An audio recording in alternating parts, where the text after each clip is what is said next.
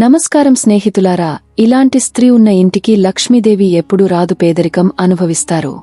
ఇలాంటి లక్షణాలు ఉన్న స్త్రీలు ఇంట్లో ఉంటే లక్ష్మీదేవి ఎప్పటికీ అడుగు పెట్టదని శాస్త్రం చెబుతుంది. ప్రతి స్త్రీ కూడా లక్ష్మీదేవి అనుగ్రహం కావాలని కోరుకుంటుంది. లక్ష్మీదేవి అంటే సాక్షాత్తు ధనానికి అధిపతి. ఎవరికి ఐశ్వర్యం సిద్ధించాలన్నా ఆమె అనుగ్రహంతోనే జరుగుతుందని నమ్మకం. అందుకే అందరూ వివిధ రూపాల్లో ఉన్న లక్ష్మీదేవి పటాలు, బొమ్మలను పూజిస్తారు. లక్ష్మీదేవి సకల సంపదలకు ఆదిదేవత. ఆ తల్లి అనుగ్రహముంటే చాలు అన్ని లభిస్తాయి అంటారు మనకు పండితులు. త్రిమూర్తులలో ఒకరైన శ్రీ మహావిష్ణువు భార్య లక్ష్మీదేవి. సిరి సంపదలకు ఆదిదేవత, జీవన సౌభాగ్యానికి దివ్య ప్రతీక లక్ష్మీదేవి. ఈ లక్షణాలు ఉన్న స్త్రీలు ఉండే ఇంట్లోకి ఎప్పటికీ రాదు, అడుగు పెట్టదు అని శాస్త్రాలు చెబుతున్నాయి. మరి ఎలాంటి స్త్రీలు ఉన్న ఇంట్లోకి లక్ష్మీదేవి అస్సలు రాదు అనే విషయాన్ని ఇప్పుడు ఈ వీడియోలో మనం వివరంగా తెలుసుకుందాం. ఆడవారిని ఇంటికి శ్రీ మహాలక్ష్మిగా భావిస్తూ ఉంటారు. ఆడవారుకు చేసే కొన్ని పనుల వల్ల ఇంట్లోని లక్ష్మీదేవి పోయి మీ ఇంట్లోకి దరిద్ర దేవత ప్రవేశిస్తుందని పండితులు అంటున్నారు. ప్రతి వ్యక్తి సుఖ సంతోషాలు ఆ ఇంటిని మెయింటైన్ చేసే, అలాగే అందరినీ జాగ్రత్తగా చూసుకునే బాధ్యత మహిళలపైనే ఉంటుంది. ప్రాచీన కాలం నుండి మన భారతీయులు ఇంటి కూతుర్ని, కోడల్ని, భార్యను లక్ష్మీదేవిగా భావిస్తూ వస్తున్నారు. స్త్రీ అనుకుంటే ఒక ఇంటిని స్వర్గముగాను మార్చగలదు, లేదా నరకంగాను మార్చగలదు. శాస్త్రం ప్రకారం ఆడవారు కొన్ని పనులను అస్సలు చేయకూడదు. కాదని చేస్తే మాత్రం ఆ ఇంటికి లక్ష్మీ కటాక్షం తగ్గిపోతుంది.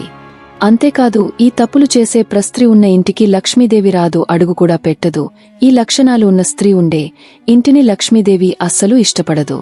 మొదటిగా, ఏ ఇంట్లోని ఆడపిల్ల అయితే కాలితో చీపురును తొక్కుతుందో లేదా తన్నుతుందో ఆ ఇంటికి లక్ష్మీదేవి రాదు. ఇంట్లోని ఆడపిల్ల చీపురుని తొక్కడం, తన్నడం వంటి పనులు అస్సలు చేయకూడదు. దానివలన దరిద్ర దేవత ఇంట్లోకి వస్తుంది, లేదా దేవత ఉన్నచోట లక్ష్మీదేవి ఉండదు. చీపురును లక్ష్మీదేవిగా భావిస్తూ ఉంటారు కాబట్టి ఆడవారు ఎప్పుడు కూడా చీపురును కాళ్లతో తొక్కడం, తన్నడం వంటి పనులు అస్సలు చేయకూడదు. అలాగే ఆడవారు కుక్కరు, కడాయి, అట్ల పెనం వంటివి శుభ్రం చేయకుండా గ్యాస్ స్టవ్ పైన పెట్టి అలాగే నిద్రించకూడదు. అలా శుభ్రమైన పాత్రలను పొయ్యి మీద పెట్టి నిద్రించే స్త్రీ ఉన్న ఇంటికి ఎప్పటికీ లక్ష్మీదేవి రాదు. ఆ ఇంట్లో ఎప్పుడూ దుంహకం ఏర్పడుతుంది. ఆర్థిక కష్టాలు ఎక్కువగా ఉంటాయి. అలాగే ఏ మహిళ అయితే కాలుతో, తన్నుతో తలుపును తెరుస్తుందో అలాంటి స్త్రీ ఉండే ఇంట్లో కూడా లక్ష్మీదేవి ఉండదు. ఆ స్త్రీ వల్లనే ఆ ఇల్లు లక్ష్మీదేవి అనుగ్రహాన్ని కోల్పోతుంది. ఆడవారు తెలియక ఇప్పటివరకు ఈ తప్పును చేస్తూ ఉంటే ఇకనైనా అలవాటును మానుకోండి. గుమ్మానికి ఎదురుగా కూర్చుని అన్నం తినే స్త్రీ ఉండే ఇంట్లో కూడా లక్ష్మీదేవి ఉండదు. అలాగే రాత్రి సమయంలో అంట్లు శుభ్రం చేయకుండా పడుకునే స్త్రీ ఇంట్లో కూడా లక్ష్మీదేవి ఉండదు. అసలు ఆ ఇంటికి రాదు కూడా. రాత్రి సమయంలో ఆడవారు ఎట్టి పరిస్థితుల్లోనూ కూడా ఇంటిని శుభ్రం చేయవద్దు. అలాగే చీపురుతో ఊడవకూడదు. ఏ స్త్రీ అయితే ఇంట్లో ఎప్పుడు పడుకొని ఉంటుందో ఆ ఇంట్లోకి లక్ష్మీదేవి రాదు. అంతేకాదు, ఆడవారు అలా ఎప్పుడు పడుకొని ఉంటే ఆ ఇంట్లో వారికి కీడు జరుగుతుంది. స్త్రీలు ఉదయాన్నే నిద్రలేచి ఇల్లు వాకిలిను శుభ్రం చేసి లక్ష్మీదేవిని ఆహ్వానిస్తూ ఇంటి ముందు ముగ్గు పెట్టాలి. ఇలా చేయడం వలన లక్ష్మీదేవి ఇంటికి వచ్చి శుభాలను కలుగజేస్తుంది. లక్ష్మీదేవి కటాక్షం కోసం ఆడవారు తప్పక ఆచరించవలసిన నియమాలు ఇవి. లక్ష్మీదేవి కృప కలగాలని చాలామంది రకరకాలుగా పూజలు చేస్తూ ఉంటారు. మనం ఎంత సంపాదిస్తూ ఉన్నా కూడా అదే చేతిలో ఉండదు. అయితే ఇంట్లో లక్ష్మీదేవి ఎప్పటికీ ఉండాలని అనుకుంటూ ఉంటారు. ఇంట్లో ఎప్పుడు లక్ష్మీదేవి ఉండాలంటే మాత్రం కొన్ని నియమాలు తప్పనిసరిగా పాటించాల్సిందే. అవి ఖచ్చితంగా అమలు చేస్తేనే ధనలాభం కలుగుతుంది.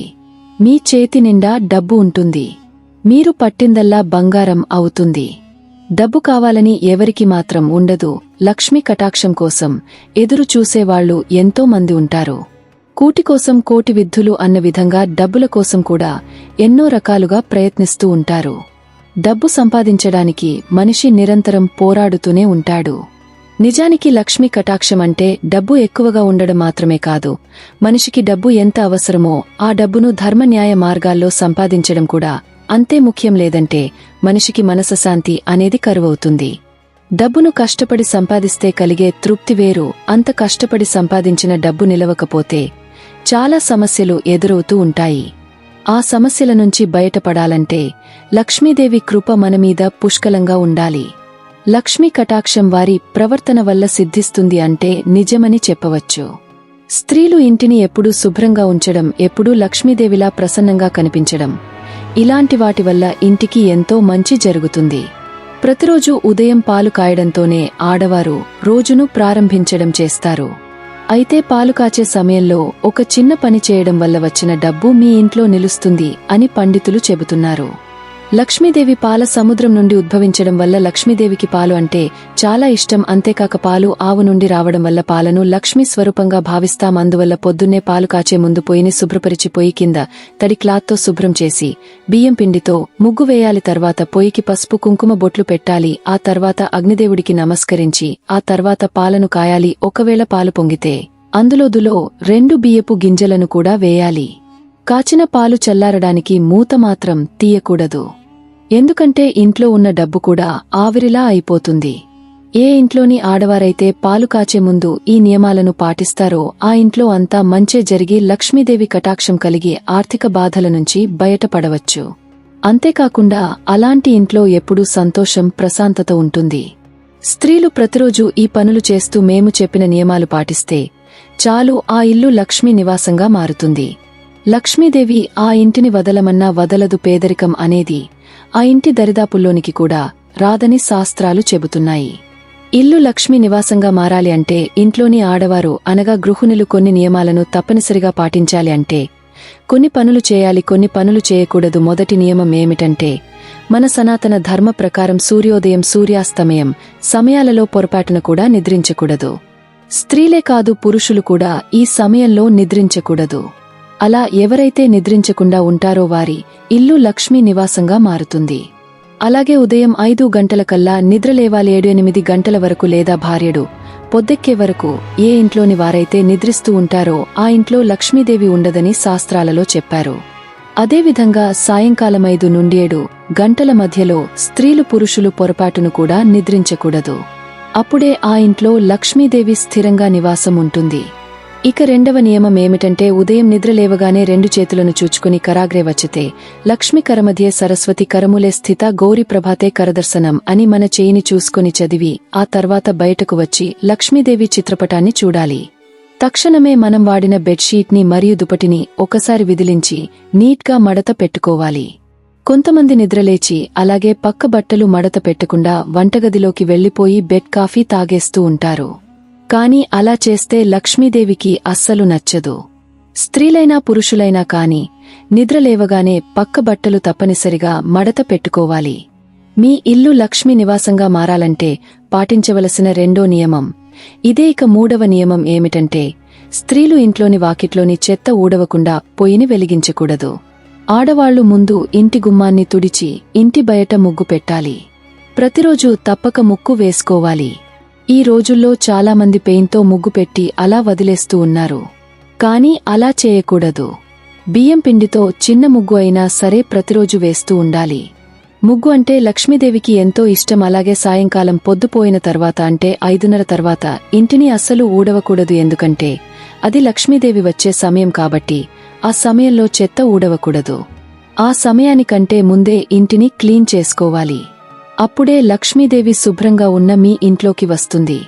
ఇల్లు లక్ష్మీ నివాసంగా మారాలంటే స్త్రీలు ప్రతిరోజు కడపకు పసుపు రాసి కుంకుమ బొట్లు పెట్టుకోవాలి. మన ఋషులు, మహర్షులు ఏం చెప్పినా దాని వెనుక సైంటిఫిక్ కారణాలు చాలా ఉంటాయి.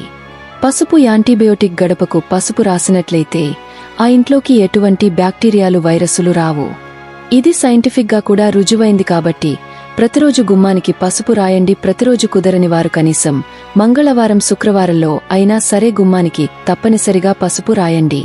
అప్పుడు మీ ఇల్లు లక్ష్మీ నివాసంగా మారుతుంది. లక్ష్మీదేవి మీ ఇంట్లో స్థిరంగా ఉండాలంటే వంటింట్లో ఉండే మసిబట్టను ప్రతినిత్యము మార్చుకోవాలి.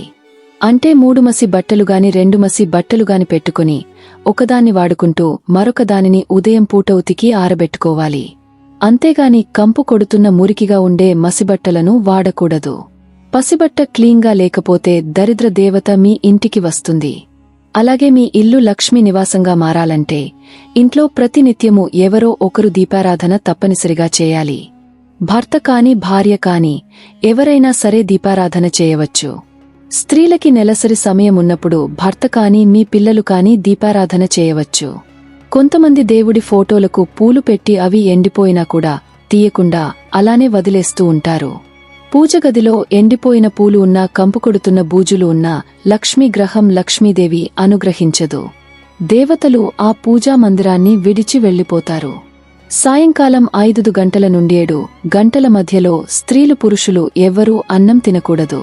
అంతేకాదు ఈ సమయంలో స్త్రీ పురుషులు లైంగిక సంబంధాలు కూడా పెట్టుకోకూడదు, గొడవ పడకూడదు కాదని, ఈ సమయంలో నిషిద్ధ పనులు చేస్తే మాత్రం లక్ష్మీదేవి ఎప్పటికీ మీ ఇంటికి రాదని గుర్తుంచుకోండి. సాయంత్రం సమయంలో విష్ణు సహస్రనామాలు చదవడం కాని వినడం కాని అలవాటు చేసుకోవాలి.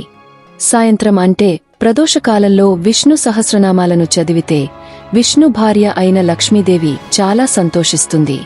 తన అనుగ్రహాన్ని మీ కుటుంబంపై కురిపిస్తుంది.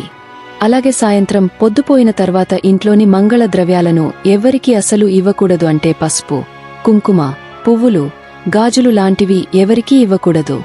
పండుగల సమయాలలో వైనింగా ఇవ్వవచ్చు కాని అప్పుగా మాత్రం అస్సలు ఇవ్వకూడదు. అలాగే ఉప్పు, పాలు, పెరుగు, బియ్యం, నగలు, డబ్బు వంటివి సాయంకాలం అంటే సూర్యాస్తమయం తర్వాత ఎవరికీ ఇవ్వకూడదు. ఇస్తే లక్ష్మి కరిగిపోతుంది. ముఖ్యంగా స్త్రీలు రాత్రి పడుకునే ముందు మాంగళ్యాన్ని అస్సలు తీయకూడదు. గాజులు తీసినా పర్వాలేదు కాని మంగళసూత్రాన్ని మాత్రం అస్సలు తీయకూడదు. పరమ పవిత్రమైన మంగళసూత్రంలో పిన్నిసులు, పిన్నులు, తాళాలు లాంటి ఇనప వస్తువులు పెట్టకూడదు. ఇలా పెడితే మీకు మాంగళ్య దోషం కలుగుతుంది. లక్ష్మీ అనుగ్రహం కూడా తగ్గిపోతుంది. స్త్రీలు వారు ధరించిన గాజులను, పూలను వేరేవారికి పంచిపెడితే లక్ష్మీదేవి ఆగ్రహానికి గురవుతారు. చాలామంది ఆడవారు గాజులు ఎక్కువ వేసుకున్నప్పుడు చెల్లెళ్లకు, తోడికోడళ్లకు ఎక్కువగా గాజులు ఉన్నాయి, నువ్వు 2 వేసుకో అని తమ చేతికి ఉన్న గాజులను తీసి వేరే స్త్రీలకు ఇస్తారు. కాని అలా పంచి పెట్టకూడదు.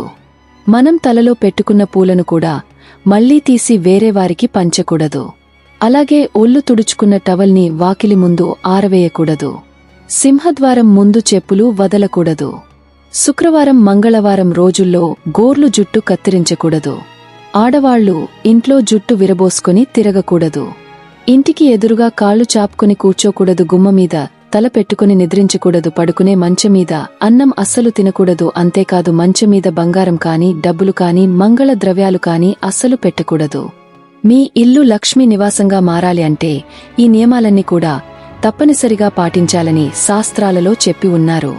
ఈ నియమాలన్నీ మీ అందరికీ తెలిసినవే అయినా ఒక్కసారి గుర్తు చేస్తున్నాము అంతే. తెలియనివారు ఎవరైనా ఉంటే ఇప్పుడైనా సరే తెలుసుకుని ఈ నియమాలను పాటిస్తే తప్పకుండా మీ ఇల్లు లక్ష్మీ నివాసంగా మారుతుంది.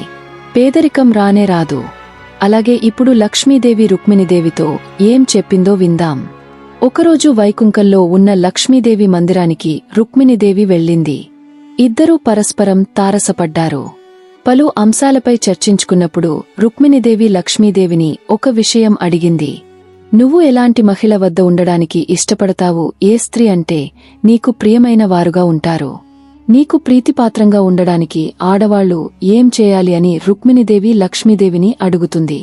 అప్పుడు లక్ష్మీదేవి చిరునవ్వు నవ్వి నాకు ఎలాంటి స్త్రీలు ఇష్టము అంటే తన స్వామి పట్ల అచంచల భక్తి ఉన్నవారిని నేను ఎప్పటికీ వదిలిపెట్టనని చెప్పింది.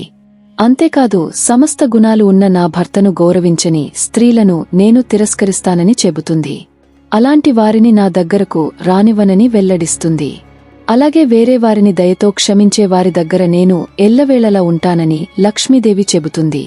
అలాగే ఎప్పుడూ నిజం చెప్పేవారు, మోసం చేయనివారు అంటే తనకు ఎంతో ఇష్టమని, అలాగే ఇతరులను బాధపెట్టేవారిని ఏమాత్రం ఇష్టపడనని చెబుతుంది. పవిత్రంగా ఉండి నిర్దిష్టమైన నడవడిక కలిగే దేవతలను, బ్రాహ్మణులను పూర్తి గౌరవాలతో చూసే స్త్రీలు, పతివ్రతలు అయిన స్త్రీలు అంటే నాకు ఇష్టమని లక్ష్మీదేవి వెల్లడిస్తుంది. అతిథులను గౌరవించే స్త్రీల దగ్గర నేను ఎప్పుడూ ఉంటానని లక్ష్మీదేవి రుక్మిణీదేవితో చెబుతుంది. కాబట్టి మీ ఇల్లు లక్ష్మీ నివాసంగా మారాలంటే స్త్రీలు మేము చెప్పిన నియమాలను తప్పనిసరిగా పాటించి తద్వారా లక్ష్మీదేవి అనుగ్రహాన్ని పొంది అష్టైశ్వర్యాలతో, సుఖ సంతోషాలతో హాయిగా జీవించండి. ఈ వీడియో గనుక మీకు నచ్చినట్లయితే ప్లీజ్ లైక్ చేసి మీ ఫ్రెండ్స్కి షేర్ చేయండి. అలాగే మా కొత్త వీడియోస్ మీకు వెంటనే చేరాలంటే మా ఛానల్ని సబ్స్క్రైబ్ చేసుకుని పక్కనే ఉన్నటువంటి బెల్ ఐకాన్ని ప్రెస్ చేయండి. ధన్యవాదములు.